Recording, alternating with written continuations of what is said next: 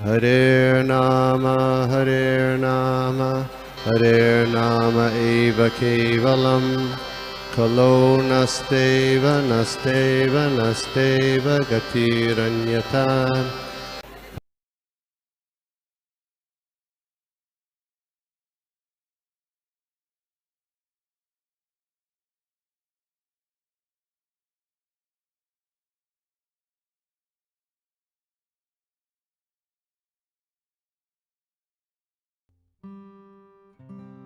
हरे कृष्णा प्रभु जी, धन्यवाद प्रणाम।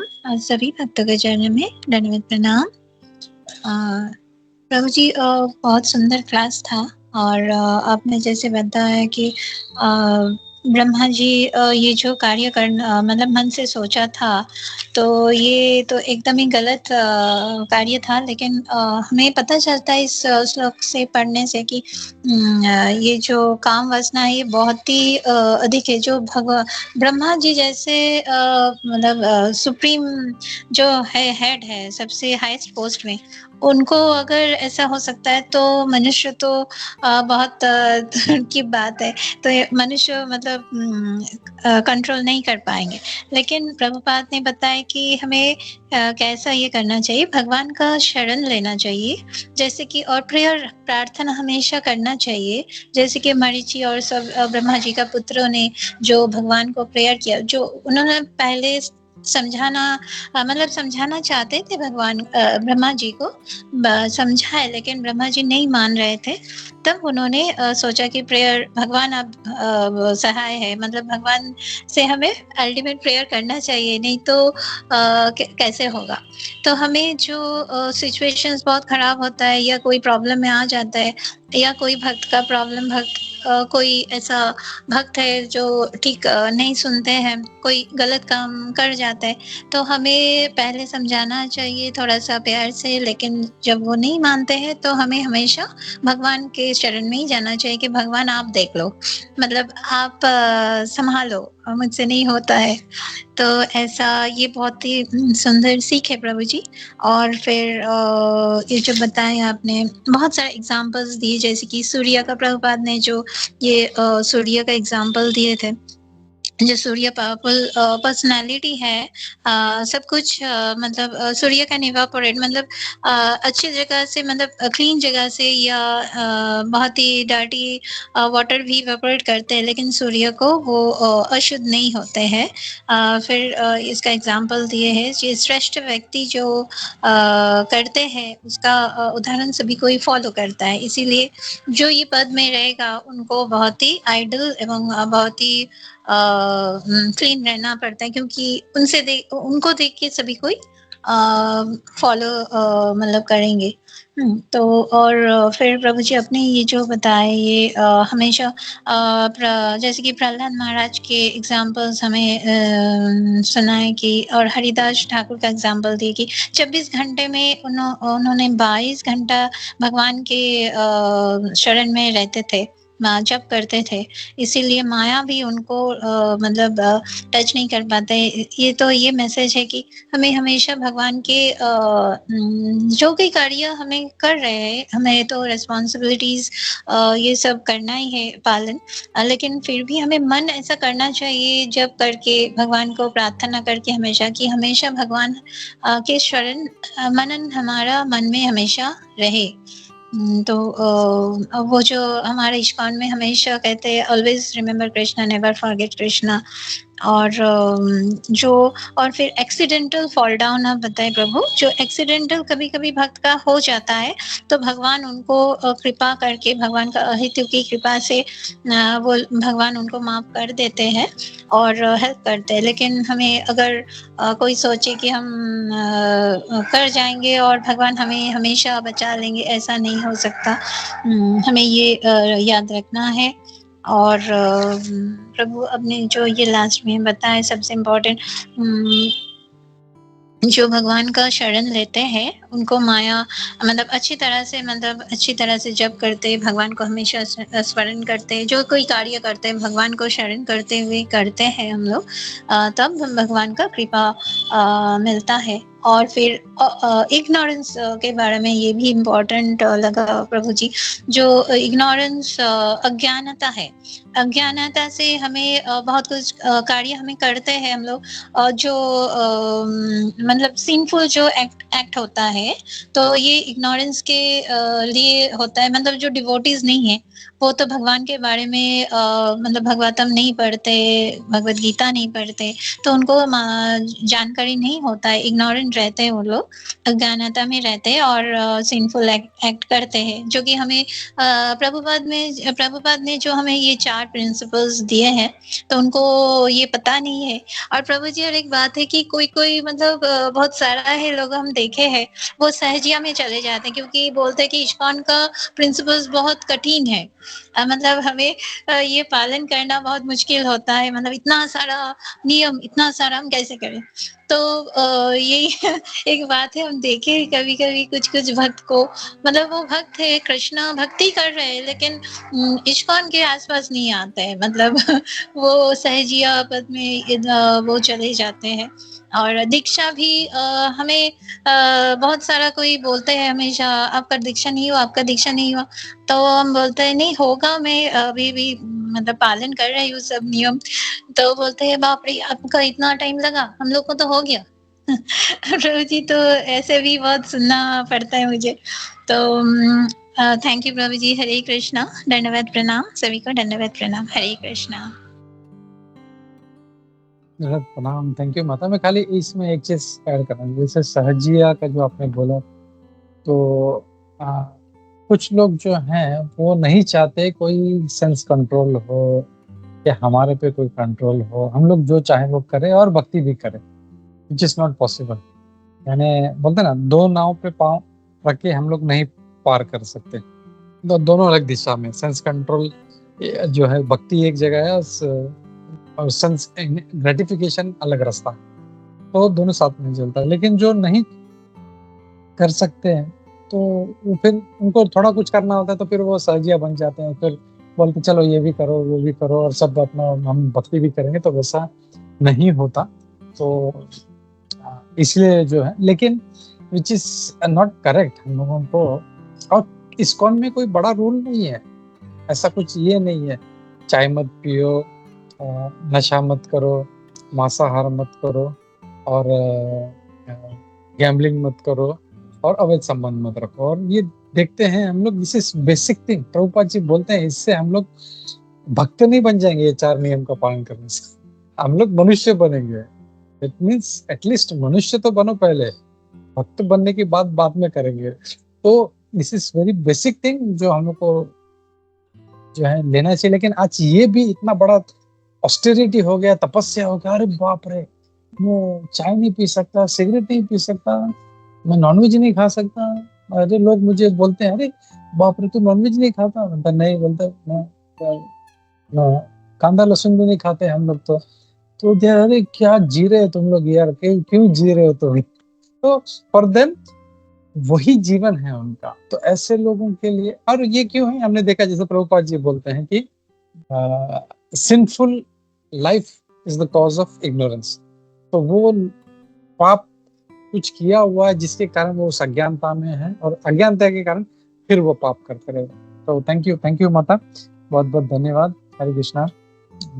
हेमंगिनी माता जी, हरे कृष्णा। हरे कृष्णा प्रभु जी, प्रणाम सभी को, प्रणाम प्रभु जी। बहुत ही सुंदर क्लास आपने लिया, चारों भी वर्सेस। प्रभु जी, इससे मुझे एक पूछना था कि मुझे क्वेश्चन ऐसा था कि प्रभु जी हम देखते हैं आज जो मतलब तब से देखते हैं कि स्त्री को सिर्फ भोग वस्तु की नजर से देखा जाता है। मतलब आध्यात्मिक ज्ञान हो या मटेरियल ज्ञान हो, कोई भी ज्ञान वहां पे काम नहीं करता। तो वाई सो प्रभु जी? ऐसा मतलब भगवान ने जब, ब्रह्मा ने जब जीव बनाए, तो हमने रुद्र के बारे में सुना, हम सिर्फ जीव कहते हैं कॉमनली, उसमें स्त्री पुरुष ऐसा कुछ उल्लेख नहीं कहीं किया गया है कि male and female factors. But किसी जीव को इस तरह से सिर्फ भोग वस्तु मानना, ये तो मतलब तब से ही चला आ रहा है, इट सीम्स दैट। तो इसको हम कैसे समझेंगे प्रभु जी? बहुत ही हाई एंड का क्वेश्चन है। I will try to reply according to my understanding. तो या मतलब आजकल तो स्पेशली ऐसा हो गया है कि जो है उसको एक सेंस ग्रेटिफिकेशन के रूप में देखा जाता है। एंड वुमेन अगर देखा जाए तो they are very soft by nature and she is not volatile, so that's why it becomes very easy for men to do some atrocious activity। और इसीलिए आजकल देखें लड़कियां वो जूडो कराटे और दे आर लर्निंग एवरीथिंग, ऐसा कुछ हो नहीं हमारे साथ। तो आई डोंट नो, बट ये भगवान का ही क्रिएशन ऐसा है कि जैसे हम लोग देखते हैं कि not only here but even in spiritual world it is like that. मतलब भगवान कृष्ण ही स्त्री रूप में जब आते हैं तो श्रीमती राधा रानी के रूप में आते हैं।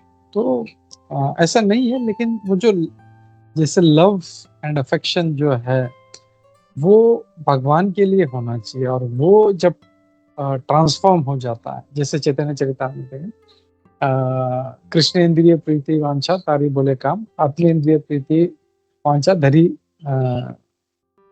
नहीं धरी मतलब क्या है, आत्म इंद्रिय प्रीति वांछा तारी बोले काम, अपने जो इंद्रिय के लिए वो काम है, कृष्ण इंद्रिय प्रीति वांछा धरी प्रेम नाम। तो भगवान के लिए जो भी है वो प्रेम है। वो उसका जब रूपांतर हो जाता है तो वो लस्ट बन जाता है, और उस लस्ट के कारण हम लोग देखते हैं not only human beings, even you see in animal kingdom same thing is happening. आहार निद्रा भय मैथुन, बस इसी के लिए जीवन जी रहे हैं। So this is animalistic life, जो जानवरों का जीवन है, मनुष्य का जीवन नहीं है। और जो इसके ऊपर उठता है दे आर मनुष्य, दे वर नॉट इवन डिवोटीज। हम डिवोटीज की बात नहीं कर रहे। इवन फॉर बीइंग ए मनुष्य one has to come out of this four propensities, आहार निद्रा भय और मैथुन। तो जब तक नहीं आता इसके बाहर he will not be considered even human being. So because of Kalyuga ये जो टेंडेंसी है ये बहुत ज्यादा बढ़ गया है, पहले ऐसे नहीं था। इसी जैसे रावण भी जो था ही वाज सो लस्टी कि वो मतलब इवन रंभा उसकी जो डॉटर इन लॉ उसको भी नहीं छोड़ा, उसका भी rape. But that was case है ना, पूरा इसमें कहीं पे 1.00001% हुआ करता था, and that is very rare. But अभी it has become very general because of the degradation of that yuga, degradation of time and degradation of religion. जब धर्म का जब ह्रास होता है तब ये सब चीजें ज्यादा बढ़ जाती हैं, and the tendency becomes more and more prevalent in even in human beings, so which is wrong. और उसके कारण ये हो रहा है। बट अगर हम देखें मानव समाज में ऐसा कुछ नहीं है। हम देखें हम लोग जितने भी माताएं हैं, जैसे कुंती महारानी है, द्रौपदी है, they were all so much revered ladies। मतलब कितना मान था उनका। इवन अहिल्या है, फिर Mandodari was also such an intelligent person। वो हमेशा रावण को गाइड करते रहते, प्लीज डोंट। एंड वो ऐसा नहीं है वो अरे डरती थी, रावण इतना बड़ा है, योद्धा है, हर राक्षस को, हर देवी देवताओं को उसने अपने कब्जे, तो डरती नहीं थी उससे, सीधा बोल देती थी ऐसा मत करो। और रावण कभी कभी गुस्सा हो जाता था, वो तलवार निकाल के मारने के लिए आता था। बट वो बोलती थी I am like your friend, मैं तुम्हें एक अच्छे मित्र के रूप में सलाह दे रही हूँ, दिस फॉर योर गुड।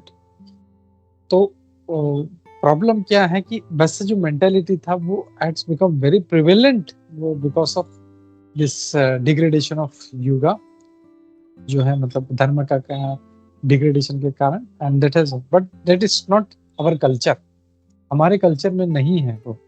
इसी वैदिक कल्चर और सनातन धर्म they are revered as mother. जैसे कल भी सूरत माता प्रभु ने कहा, श्री नरोत्तम दास ठाकुर जी बहुत अच्छा उदाहरण है। वो तो अपनी पत्नी को लेने गए थे और एक रास्ते में एक कुआं दिख गया, वहां पे एक लेडी पानी भर रही थी, बोले माता मुझे थोड़ा पानी पिलाओ। और पानी पी के वो, क्योंकि बहुत दूर से चल के आ रहे थे, बोले अपनी पत्नी को नहीं जाना। और फिर जब उस घर में गए, बोले देखे मैं अपनी पत्नी को लेने आऊँ, चलो भेजो उनको।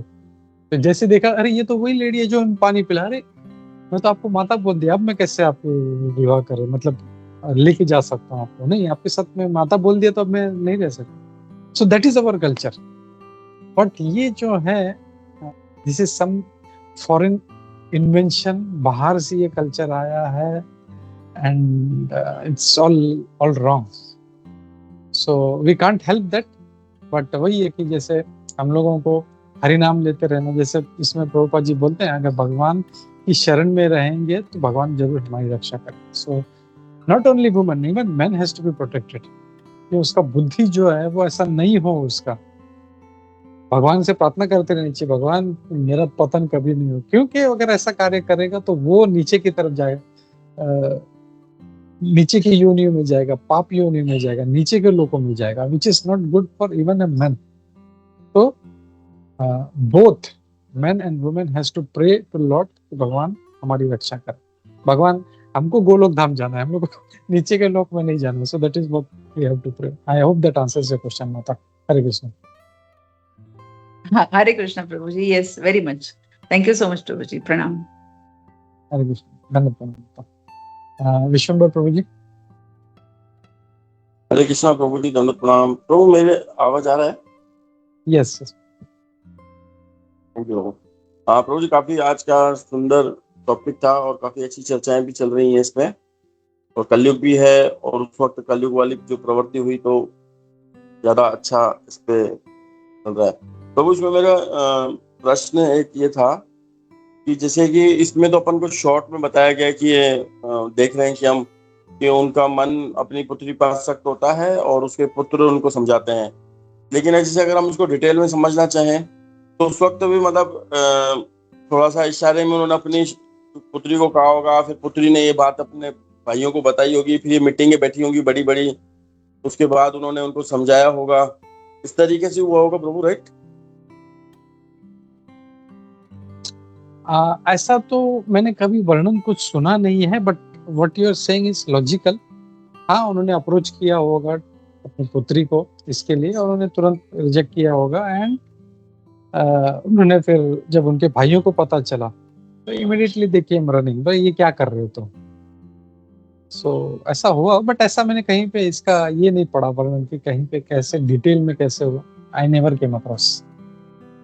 भागवतम में तो ऐसे शॉर्ट में बता रखा है कि उनका मन अपनी पुत्री पे आसक्त हुआ, इतने में भाइयों ने इतना बोलना चालू कर दिया। लेकिन अगर हम इसको विस्तार से देखें, जैसे अपने यहाँ पर अगर आज के हिसाब से भी देखते हैं, तो कोई भी पुरुष अब स्त्री के लिए प्रति आसक्त होता है तो वो कहीं ना कहीं शिकायत करती है, फिर उसकी मीटिंग बैठती है कि आपने ऐसे गलत किया है, वो ऐसे करता है। तो हम थोड़ा उस तरीके से उस वे में ले सकते हैं ना इसको, जहाँ पे इस तरीके से हुआ होगा। करेक्ट प्रभु, लेकिन जहाँ तक मैंने इतने सालों में मतलब कहीं पे मतलब इसका आई थिंक ये जो एपिसोड है इसका कहीं ऐसा उल्लेख भी नहीं किसी कहीं अलग, मतलब मैंने तो आज तक नहीं सुना कि इसको कहीं अलग उपनिषदों में, पुराणों में या कहीं पे इतिहास में ऐसा कुछ अलग वर्णन नहीं है इसका मतलब।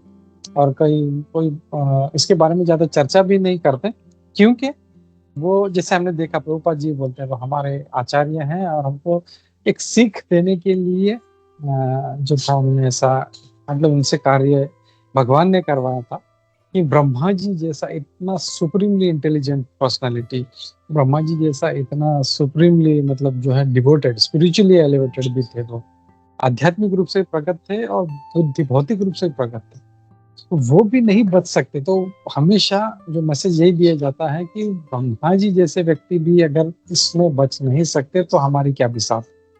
तो हम लोग को और ज्यादा केयरफुल रहना, तो यही एक हम लोग लेसन मिलता है। बट ऐसा डिटेल में कहीं पे इसका नहीं है, संक्षिप्त में ही एक ऐसा बता दिया गया है बस। हरे कृष्ण। हरे कृष्ण। और वो इसमें एक चीज ये भी जो ब्रह्मा जी को जब पता चला, शर्मिंदगी महसूस हुई, लज्जित हुए, तो उन्होंने अपना शरीर त्याग दिया और शरीर से भी अंधकार उत्पन्न हुआ, इसमें हमें ये दिखता है। तो वैसे ही अगर देखें हम आज के समाज में, जैसे हम जो सन्यासी जो होते हैं, तो उनके शरीर को हम एक समाधि दे करके उनको बिठाया जाता है और उनके शरीर को आज तक भी, लास्ट तक भी हम देखते हैं प्रभुपाद जी को, इनको पूजा की जाती है, उस समाधि को पवित्र स्थान माना जाता है, वहाँ भक्त लोग जाकर के प्रार्थना करते हैं, जाप करते हैं। लेकिन वहीं अगर हम दूसरी जगह देखते हैं कि कोई मेटलिस्ट व्यक्ति होता है, उसको तुरंत ही भस्मीभूत कर दिया जाता है, इसको खत्म करो, मतलब ये अब सही नहीं है। तो उसी तरीके से भी मतलब वो जो ब्रह्मा जी का जो शरीर था, जो पहला वाला, वो अशुद्ध हो गया था इन चीजों से, इसीलिए उनको त्याग कर दिया गया, इसीलिए फिर उन्होंने दूसरा शरीर त्याग किया। ठीक है प्रभु जी, ऐसे हम समझ सकते हैं इसको। या करेक्ट प्रभु। एक्चुअली जैसे आपने सन्यासियों का कहा, तो भौतिक देह जो है उसको जलाना ही चाहिए, क्योंकि वो जो है कंटेमिनेटेड होता है इसमें। लेकिन जो महाराज हैं, सन्यासी हैं, उनका इतना तपस्या किया होता है, इतना जप किया होता है कि उनका वो शरीर भी जो है वो भौतिक नहीं रह जाता, वो भी स्पिरिचुअलाइज्ड हो जाता है। और इसी कारण उनको जो है मतलब उनको फिर जो है मतलब जो हम देखते हैं, जो प्रथा है अपने सन्यासियों का, किस तरह से समाधि बनाया जाता है, तो वैसे बनता है फिर, क्योंकि उनका शरीर भी जो है पूरा स्पिरिचुअलाइज्ड हो गया, वो भौतिक देह नहीं रह गया। और हम लोग इसका बहुत अच्छा उदाहरण भी देखते हैं, जैसे इवन अभी गोपाल कृष्ण महाराज जी का भी जो एपिसोड देखा कि कैसे वो जो नंदगांव के जो मंदिर के जो पुजारी थे, उनके स्वप्न में मैं कि भगवान कृष्ण बोलते हैं जाओ उनको लेके आओ, तो बुलाओ उनको। तो हम लोग समझ सकते हैं कि ऐसे जो दिव्य पुरुष हैं, उनका शरीर नहीं रह जाता।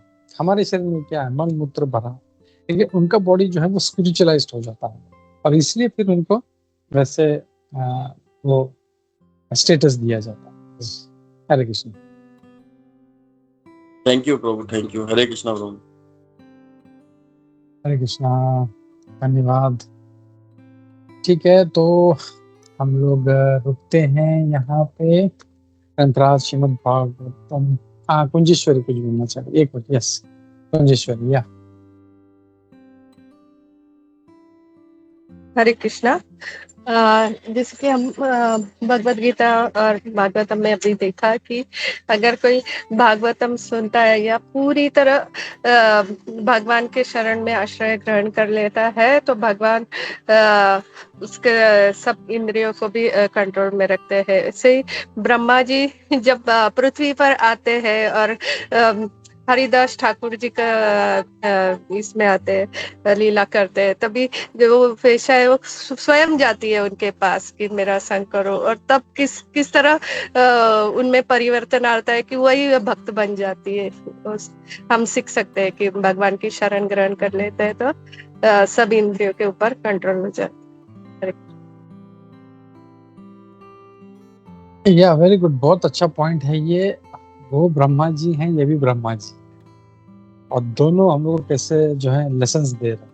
वो दे रहे हैं कि हम लोग को ऐसा नहीं होना चाहिए, और ये भी ब्रह्मा जी है, हरिदास ठाकुर जी। वो हमको सीख दे रहे हैं कि भगवान के शरण में रहो, 24 घंटा भगवान का नाम जप करो, तो तुम ऐसे कभी सिचुएशन में पड़ जाओ तो उनको भी भक्त बना सकते हो। एक वेश्या, जस्ट इमेजिन, एक वेश्या को भक्त बनाया, जस्ट इमेजिन क्या कितने पावरफुल होंगे। तो ये भी ब्रह्मा जी हैं। तो या हम लोग जैसे देखते आ रहे हैं कि वो हमारे आचार्य हैं, तो आचार्य का काम होता है हम लोग को सिखाना। तो हर चाहे वो कैसे वो उस देह में हो, ब्रह्मा जी के या हरिदास ठाकुर जी के, he is giving us lessons. तो वी शुड ऑलवेज ना, हम लोगों को ये बात कभी भी मन में नहीं आनी चाहिए कि ये कैसे ब्रह्मा जी ने कैसे कहा, तो वो अपराध हो जाएगा हमारे से। और हम लोगों को बस ये बात क्लियर समझना, एक मैसेज इस एपिसोड से, कि ये ब्रह्मा जी हम लोग को एक लेसन दे रहे हैं, हम लोग को सिखा रहे हैं कि कैसे रहना चाहिए। We have to be very careful in this matter. Hare Krishna. Thank you Kunjeshwari. ठीक है, हरे कृष्णा। या प्रभु। बहुत अच्छा कुंजेश्वर माता जी ने बताया। एक बात अभी उनके बताने से एक बात और याद आ गई मेरे को यहाँ पर, जो चौथा स्कंद है और जो 8वां अध्याय है, उसमें ध्रुव चरित्र के बारे में जो आता है, तो उससे पहले ब्रह्मा जी अधर्म को भी अपने शरीर से जन्म देते हैं। अभी इसमें आए